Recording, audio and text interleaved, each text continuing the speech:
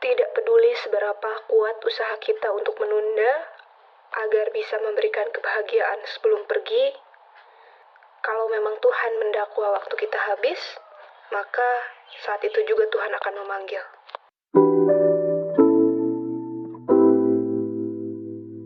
Bismillah, Assalamualaikum. Welcome to Open Book Chapter 5. Tumben banget nih kan, kita bakalan nge-review buku teen fiction atau teen lit yang memang lagi populer. Yap, benar banget. Ini adalah buku Dikta dan Hukum. Udah ada di tangan Ima, udah sekitar dari 1 minggu yang lalu. Dan Ima beli buku ini karena historianya lumayan rame gitu di Twitter ataupun di TikTok. Ditambah, waktu Ima posting ini, minta rekomendasi buku, banyak juga teman-teman yang mengatakan kalau buku ini bagus.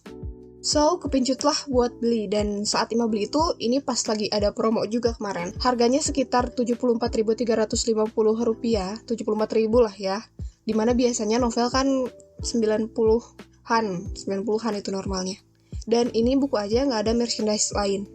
Tapi sebelumnya, Ima mau menegaskan terlebih dahulu bahwa yang namanya review itu sifatnya sangat amat subjektif. Dan review ini sama sekali nggak dibuat untuk menjatuhkan siapapun atau memojokkan siapapun. Ima akan mencoba menggunakan pendekatan teori Abram yang berfokus ke karyanya ini sendiri dan nggak ada sangkut pautnya dengan hal-hal di luar karya. Kita bahas dari bagian terluar, seperti biasa nih. Buku ini ukurannya lebih kecil dari ukuran novel standar. Biasanya kan standarnya novel itu 14 x 20 cm. Nah, buku ini cuma 13 x 20 cm. Beda 1 cm lah ya, tapi lumayan tebal, 388 halaman, dan diterbitkan oleh kolaborasi antara Asoka Aksara dan Lovable di bulan Juni 2021. Dari segi cover, ini menarik buat Ima karena warnanya keren aja gitu. Ungu pastel, gradasi putih, lalu ada pink, ada birunya juga ada. Dan biasanya kan yang timbul itu judul aja, tapi di sini enggak. Selain judul, nama penulisnya juga dibuat timbul, lalu ini juga timbul penggambaran 2 tokoh utama. Tulisan kecil ini juga timbul, peta dunia juga timbul, neraca yang ikonik banget dengan simbol keadilan. Di bagian kanan atas ini juga timbul. Lalu ada pembatasnya juga. Novel ini itu diangkat dari AU. Awalnya tuh Ima nggak tahu AU itu apa gitu. Biasanya kan dari Wattpad atau mungkin dari KBM APP dan lain sebagainya. Ini jadi novel pertama nih yang diangkat dari AU Twitter. Pas Ima cari tahu lagi seputar AU itu AU ya. AU itu singkatan dari Alternate Universe. Ketika sebuah cerita dibuat dengan dimensi yang berbeda dari yang seharusnya. Misalnya nih, para idol, artis, atau aktor di luar negeri digambarkan hidup di Indonesia. Waktu Ima cari lagi soal AU di Twitternya langsung, ternyata memang banyak banget dan itu tuh identik banget dengan K-pop. Seperti AU BTS atau AU-nya NCT dan lain sebagainya. Bentuknya itu seperti screenshot chatting atau kadang juga tweet yang dibikin thread. Nah, salah satunya, Dikta dan Hukum ini juga merupakan salah satu AU NCT yang kemudian digarap menjadi novel dan kabarnya nih novel ini juga bakal difilmkan. Tadinya Ima mau membandingkan antara AU dan novel dari versi bentuk gitu, namun udah nggak ada di Twitter karena mungkin dihapus oleh penulisnya untuk kepentingan penerbitan. Kalau dilihat sekilas dari judul, Dikta dan Hukum ini ekspektasi Ima terlalu tinggi terhadap novel ini dan beranggapan bahwa wah ini kayaknya bakalan rame banget nih membahas hukum di Indonesia. Isinya kasus-kasus, isinya bakal tentang seputar sidang atau gambaran pekerjaan jaksa atau pengacara di Indonesia. Ditambah, salahnya nih Ima baru banget nonton Law School yang isinya menceritakan perkuliahan anak S2 hukum. Makin tinggi lah tuh ekspektasi.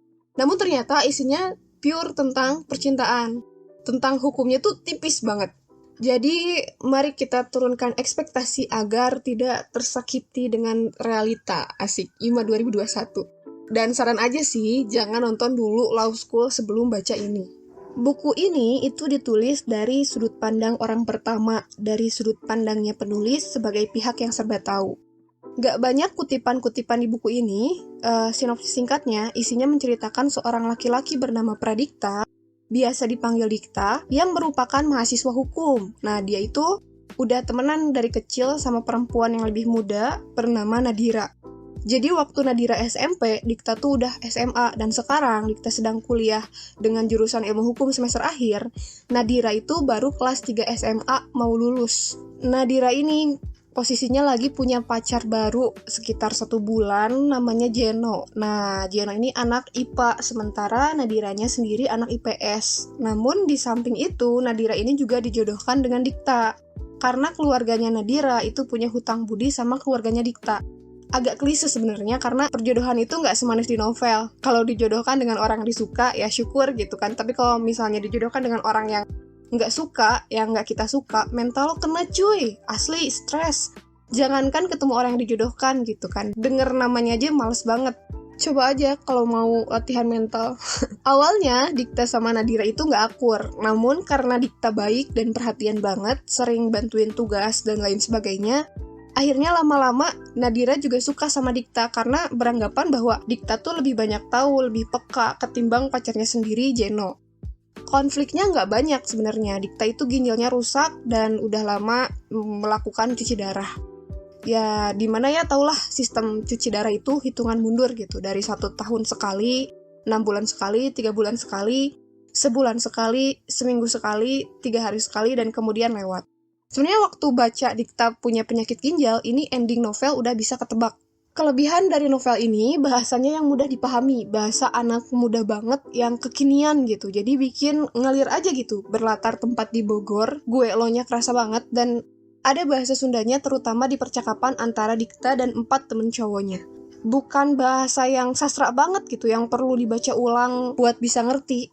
Terus kemudian karena ini diambil dari AU, banyak banget bagian cerita yang dibuat chat atau tweet kayak gini. Dan itu jadi satu pengalaman baru buat Ima, plus extra chapternya itu berupa barcode yang bisa di-scan. Dan ini juga unik aja, biasanya sih digunakan untuk mengurangi biaya produksi ya, juga supaya novelnya nggak ketebelan. Ini juga pertama kalinya Ima nemu extra chapter yang dibikin udah kayak gini. Ima juga suka banget prinsipnya Dikta yang dia tuh nggak nyontek, nggak melanggar lalu lintas, karena secara dia tuh taat banget, anak hukum gitu. Tapi ada satu prinsip Dikta yang kurang sesuai, yang Dikta tuh bilang kalau misalnya guru itu hanya menilai dari hasil ketimbang proses. Mungkin dulu Ima akan sepakat dengan statement ini, tapi Ima sebagai orang yang berkecimpung di dunia pendidikan, Ima nggak sepakat kalau guru itu cuma menilai dari hasil. Karena di mata kuliah evaluasi pembelajaran, ilmu keguruan itu dibahas dari mulai perencanaan pembelajaran, proses pembelajaran, sampai penilaiannya gitu dari awal proses sampai hasil. Dan itu ada perhitungannya tersendiri. Kenapa pendidikan di Indonesia nggak maju meski udah kayak gitu? Karena parameter di negara kita itu masih nilai atau masih angka. Siswa lebih milih nyontek buat dapat nilai gede, karena angka lebih dihargai ketimbang kejujuran. Karakter Dikta yang taat sebagai seorang anak hukum juga terpatahkan waktu dia minum sama teman-temannya. Dikta tuh udah nggak mendukung menyontek, nggak melanggar lalu lintas, tapi dia minum meskipun sedikit dan dengan alasan ngabisin sisa temennya. Tapi kan dia ginjalnya udah parah gitu, udah cuci darah, udah menjalani hemodialisis juga. Minum alkohol ya sama aja dengan bunuh diri, Dikta.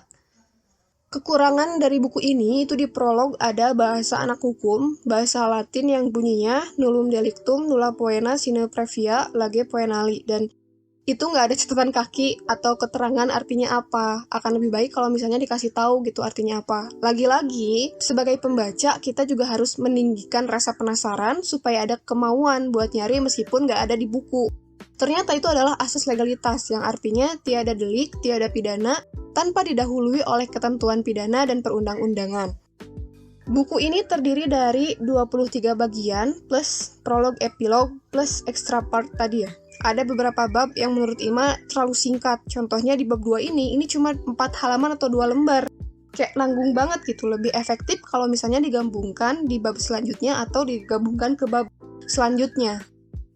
Terus ada juga beberapa kesalahan teknis, itu di halaman 33 ada kata aja, kata informal aja di narasi, yang harusnya itu saja.